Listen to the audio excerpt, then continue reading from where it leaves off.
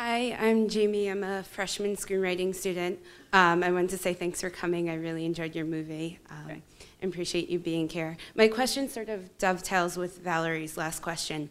I'm curious about your creative process in terms of, obviously the film is based heavily off of two relationships you had, but there are notable differences between your real life and what you wrote into the film. So how much of that is a conscious decision when you're sitting down to write the scenes that you're going to change certain aspects about the characters, and how much is sort of just you sitting down and writing what you feel? I think that it's probably a mixture of the two. A lot of times when you sit down and you write what you feel, when you read it back, you're really embarrassed.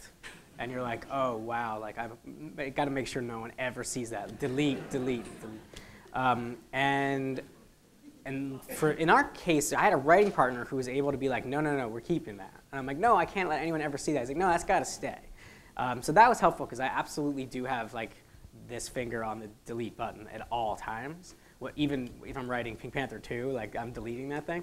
That's helpful to have another person. But also from all the reading and all the other stuff that I've done, that's kind of like the best education because you're reading something and you know if you're into it or you're not into it, and if it's working, it's working, and if it's not working, it's not working. And no one says, well, the act break is on page 40. This is a problem. Like, no, no, you're into it, and it's good. And just from osmosis, by reading as many things as I read, I was able to read something and say, you know what, people might respond to that. Like, that could be fun for somebody to watch, so we'll keep it. And that's really how the process is. Cool. I'm going to squeeze in a second question. You mentioned The Graduate was one of your favorite films growing up. What was your favorite TV show growing up?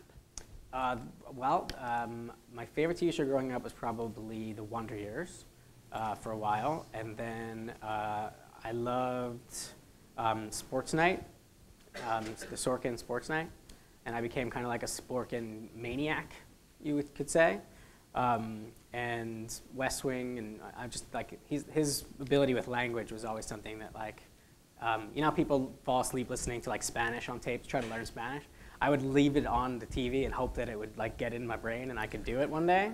And I never could, but it's okay.